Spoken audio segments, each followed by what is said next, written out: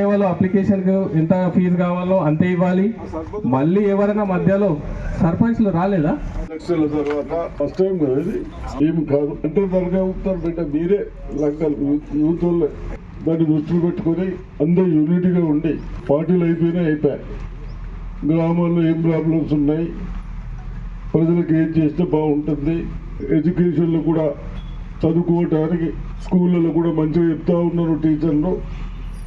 వాళ్ళకి ఎప్పుడైనా పోయి అందరికీ ₹1,00,000 కలిసి చెక్కిస్తున్నారు. ఎవరైనా అడుగుతున్నారా మీకు కమిషన్? ఇంతకుముందు ఇచ్చారు కదా, ఇంతకుముందు ఇస్తుండే కదా, 1,00,000 ఇస్తే ఒక 5,000 2,000 వసూలు చేస్తుండే కదా, చేస్తున్నా లేదా?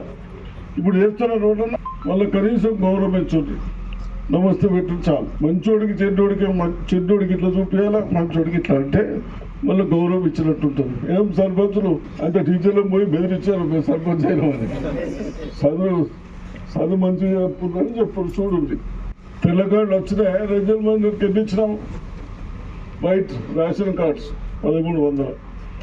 ఏం కార్డులు? ఇంత తెల్ల కార్డులో దానికి బియ్యం ఇస్తారా? బియ్యం ఇస్తున్నారు, ఇంత తెల్ల కార్డులో ఇచ్చారా?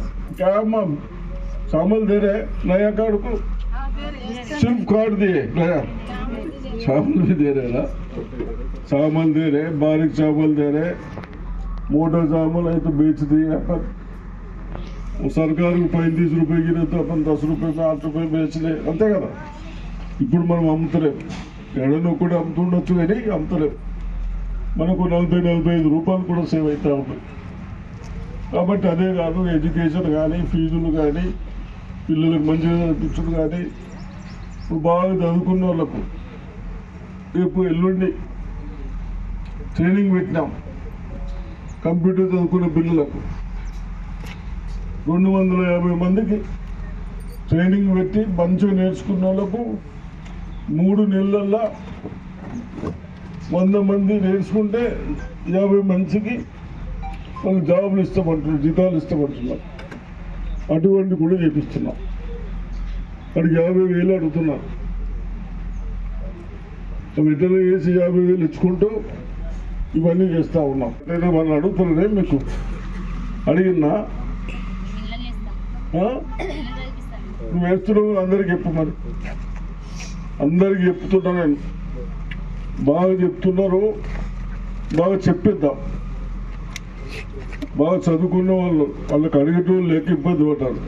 మీరు దానికి ఓట్లు వేస్తారా? పాత ఆయనకు ఆయన అనుకున్నాను కానీ ఓట్లు వేస్తారు, కథ చేస్తారు, అయిపోయారు. చూడడం బాకీలా. ఇప్పుడు బాకీలు తెచ్చి ఆ బాకీలకే కట్టాలి, అడ్డీలకే సరిపోతున్నాం. అయినా మన ముఖ్యమంత్రి రేవంత్ రెడ్డి గారు ఒక ధైర్యంగా మొండిగా యువకుడై, నేను అన్నాయే కొన్ని ఆపోయే అన్నా, షాదీ ముబారక్ కళ్యాణ్ కూడా ఉన్నదే మస్తు అయిపోయినాయి, పైసలు మస్తు వచ్చినాయి, పంటలు పడుతున్నాయి, ఏం తొందర ఏమున్నదంట, ఏమి ఉండలే అట్లా. నాకేమో పైసల సంగతి తెలుసు, ఎంత టైట్ ఉన్నాయో. బాకీలు చేస్తే అడ్డులు పడితే నాకున్నది, ఏం కదా ఆయన కట్టు. మనం ఎగ్జామ్స్ కూడా పెట్టిస్తున్నాం. ప్రైవేటు స్కూళ్ళ కంటే బాగా చదువుతున్నాం. ప్రైవేట్ స్కూల్కి పోతే ఫ్రీ చేస్తారా? ఫ్రీ చెప్తారా? పైసలు తీసుకుంటారా? నువ్వు ఉంటా ఆడోళ్ళు చెప్పు, పైసలు తీసుకుంటారు. ఈడ సర్కారులో ప్రైవేట్కి ఎందుకు పంపుతున్నాం? అక్కడ మంచిగా చెప్తారండి. ఇప్పుడు ఈడ అంతకంటే మంచిగా చెప్తున్నారు. ఏమంటున్నా, అంతకంటే మంచిగా చెప్తున్నారు. మన ఊళ్ళో మనకుంటారు. ఎక్కడన్నా తప్పిదారు ఒక్కళ్ళు చేత తప్పు చేస్తే వాళ్ళకు కూడా మళ్ళీ క్లాసెస్ పెట్టమంటున్నాం. అవసరమైతే పంతులు తీసేద్దాం. వాళ్ళకు మంచిగా ఉండాలి, వాళ్ళతో మర్యాదగా ఉండాలి, మన పిల్లలకు బాగా చదివిమనాలి. ఒక్కొక్కరికి ఎన్ని తీసుకుంటారు? ప్రైవేట్కి పోతే ఏడాదికి పైసలు 50,000 ఇద్దరికి, ఒక్కరికి 50.